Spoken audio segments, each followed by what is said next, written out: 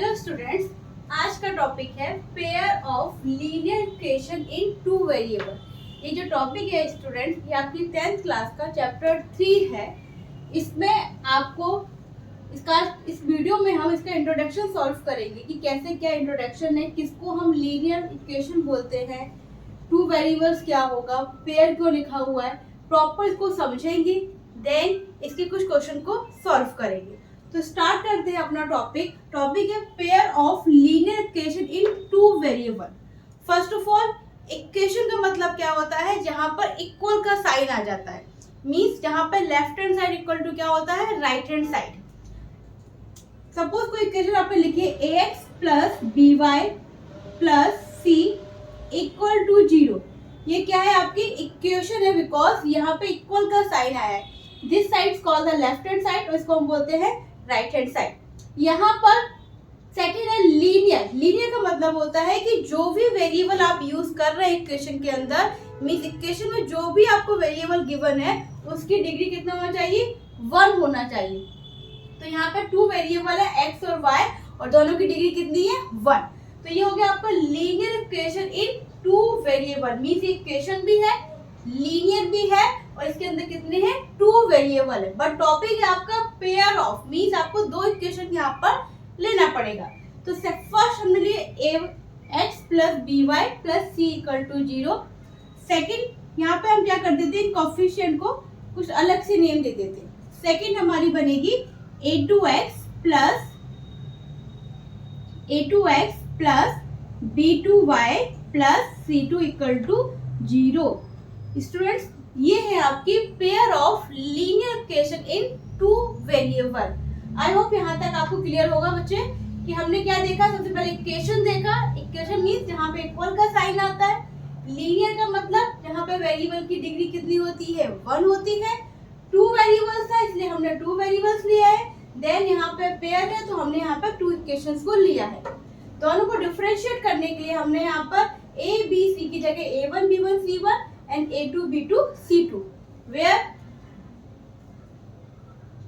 a1 b1 c1 a2 b2 and c2 are constant। ये सब कैसे हैं? आपके कांस्टेंट है। एंड x एंड y कैसे आपका? वेरिएबल है। अब स्टूडेंट समझते हैं कि जब दो इक्वेशंस को आप सॉल्व करेंगे तो क्या क्या पॉसिबिलिटी बनती है। देखिए, आपने 9th क्लास में कोऑर्डिनेट ज्योमेट्री पढ़ा होगा जिसमें आप ग्राफिकल रिप्रेजेंटेशंस करते थे। मींस आप क्या करते थे? जो भी आपको ऑर्डर पेयर गिवन होते थे आप उनको प्लॉट करते थे, देन उससे कोई ना कोई फिगर फाइंड आउट करते थे। यहाँ भी सेम है कि x और y टू वेरिएबल है। मींस आप जब सॉल्व करेंगे तो आपको x और y की वैल्यू मिलेगी। जब x और y की वैल्यू आपको मिलेगी तो उस पर डिपेंड करता है कि किस टाइप का सॉल्यूशन है। फर्स्ट, एक हो सकता है आपका यूनिक सॉल्यूशन। यूनिक सॉल्यूशन का मतलब होता है यूनिक सॉल्यूशन। तो यूनिक सॉल्यूशन का मतलब होता है स्टूडेंट्स कि जब भी आप pair of linear equation in two variable को सॉल्व करते हैं ना, तो x और y की एक सिंगल वैल्यू आपको मिलती है। वो वैल्यू कैसी होती है? यूनिक होती है। मींस सबका आंसर जो है वो एक जैसा आएगा। ऐसा नहीं है कि आप सॉल्व करें तो कुछ और आंसर आ रहा है, कोई और सॉल्व कर रहा है तो कुछ नहीं। सबका आंसर कैसा आएगा? एक जैसा। उसको बोलते हैं हम unique solution.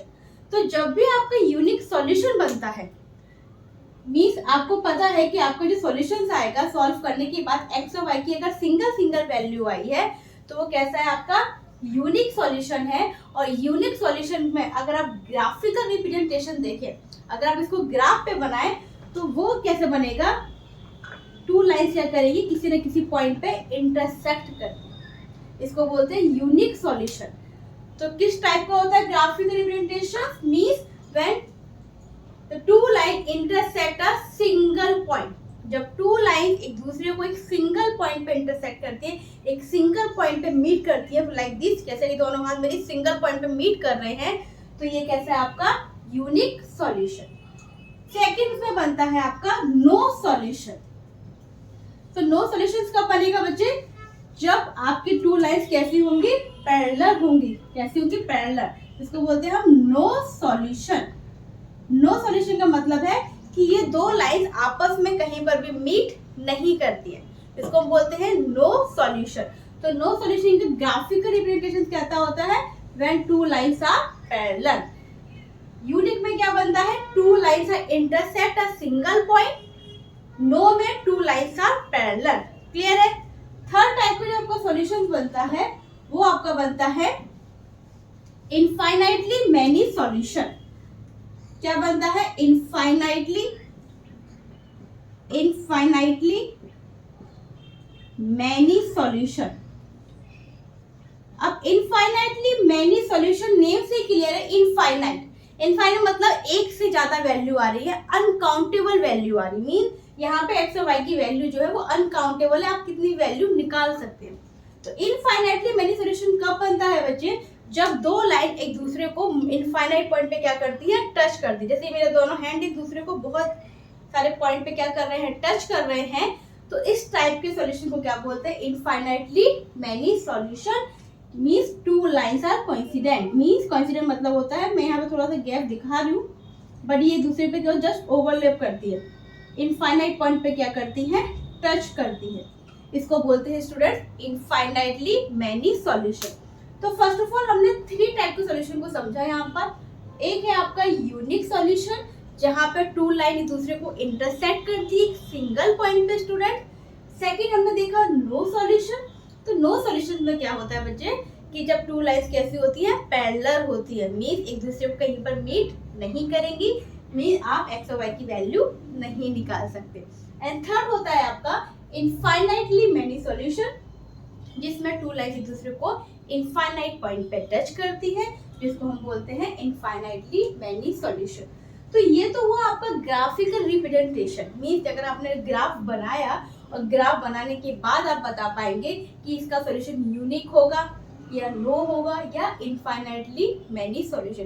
But without graphical representation अगर आपको फाइंड आउट करना है, आपको डायरेक्टली फाइंड आउट करना है, आपको इक्वेशन गिवन है और आपको निकालना है कि which type of solution unique है, नो है, इनफाइनाइटली मैनी है। जनरली इस टाइप के क्वेश्चन 1 मार्क्स में आते हैं और एमसीक्यू में बनता है। तो इसमें आपको फिर ग्राफ निकालने की जरूरत नहीं है, हम डायरेक्टली भी निकाल सकते हैं। वो एक टॉपिक होता है कोफिशिएंट ऑफ लीनियर इक्वेशन। देखिए हमने स्टार्टिंग में क्या देखा था, standard form of pair of linear equation in two variable. क्या थे स्टैंडर्ड फॉर्म बच्चे, a1x plus b1y plus c1 equal to 0। And second क्या था, a2x plus b2y plus c2 equal to 0। ये आपकी क्या है, pair of linear equation in two variable. तो ग्राफिकल रिप्रेजेंटेशन हम समझ चुके हैं कि क्या होता है। यहाँ पे हम देखते हैं कि कैसे कोफिशिएंट के बीच में आप रिलेशन निकालकर अपना आंसर डायरेक्टली निकाल सकते हैं कि यूनिक सॉल्यूशन होगा, नो सॉल्यूशन बनेगा या इनफाइनाइटली मैनी सॉल्यूशन। तो फर्स्ट हमने देखा unique solution.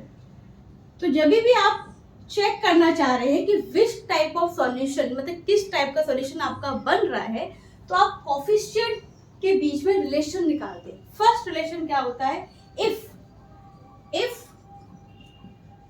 a1 upon a2 not equal to b1 upon b2।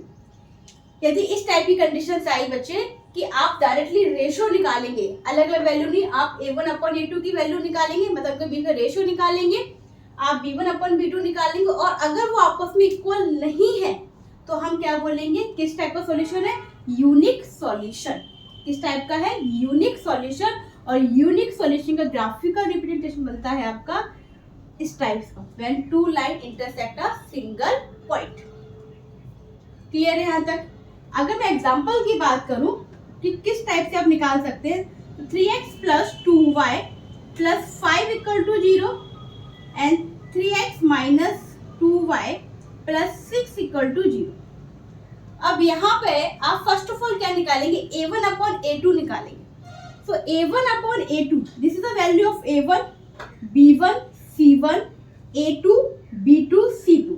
तो पहले हम स्टैंडर्ड फॉर्म से कंपेयर कर लेते हैं स्टूडेंट, और A1, B1, C1, A2, B2, C2 की वैल्यू निकालते हैं।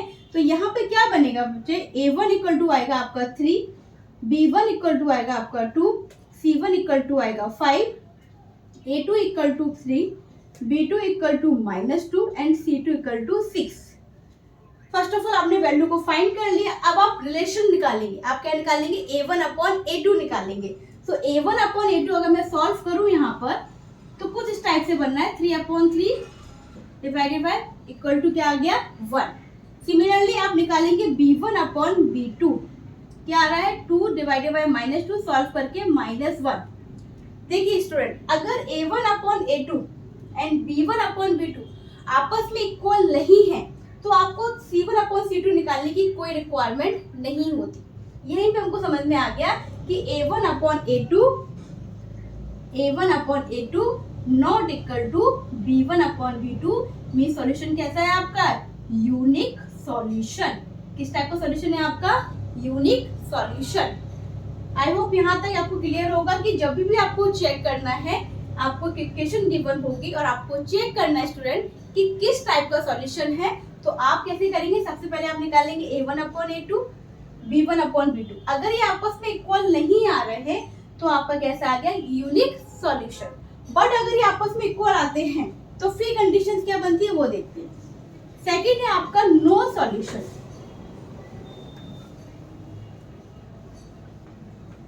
नो सॉल्यूशंस में क्या करते हैं स्टूडेंट हम, कि कंडीशंस क्या होती है, नो सॉल्यूशन कंडीशंस होती है आपकी A1 upon A2 equal to B1 upon B2 not equal to C1 upon C2। ये कंडीशन होती है आपकी नो सॉल्यूशन की। मीन अगर ये इन दोनों का रेशियो इक्वल आया तो फिर आप C1 अपॉन C2 निकालते हैं, उसको चेक करते हैं कि वो इक्वल है या नहीं। सिमिलरली क्वेश्चन हम देखते हैं जैसे कि 2x plus 3y plus 5 equal to 0, 4x plus 6y minus 3 equal to 0। ये आपकी कोई इक्वेशन है। सेकंड आपने क्या किया, A1, B1, C1, A2, B2 और C2 की वैल्यू क्या करा आपने, फाइंड आउट कर लिया।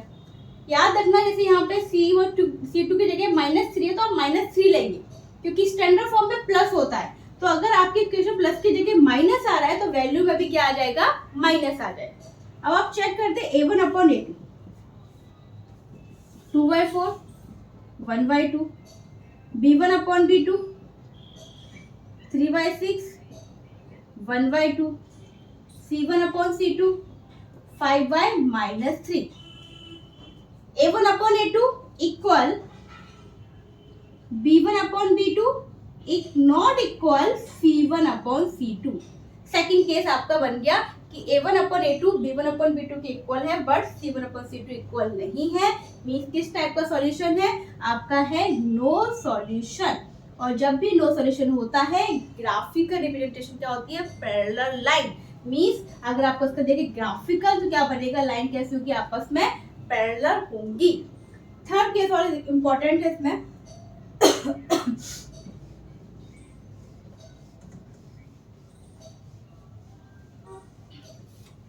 थर्ड केस में क्या है आपका, इनफाइनाइटली मैनी सॉल्यूशन।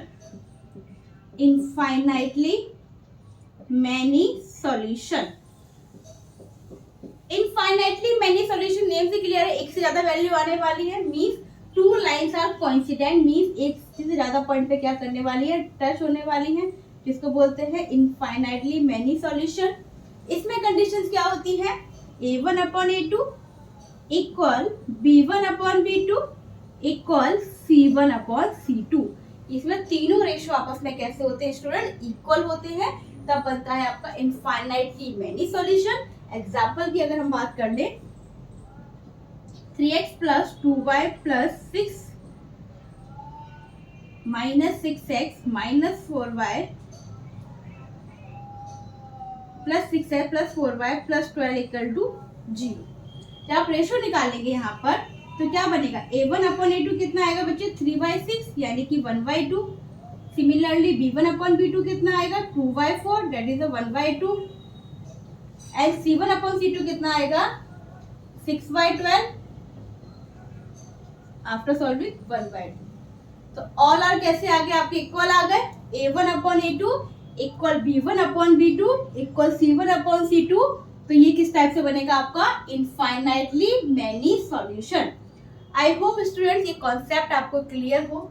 इसमें हमने इंट्रोडक्शन समझाया है कि कितने टाइप के सॉल्यूशन बनते हैं, आप कैसे चेक कर सकते हैं by graphical representation and coefficient के रिलेशन के बीच में। इसके आगे के जो क्वेश्चंस है एनसीईआरटी एक्सरसाइज हम आगे की वीडियो में सॉल्व कराएंगे। Thank you so much.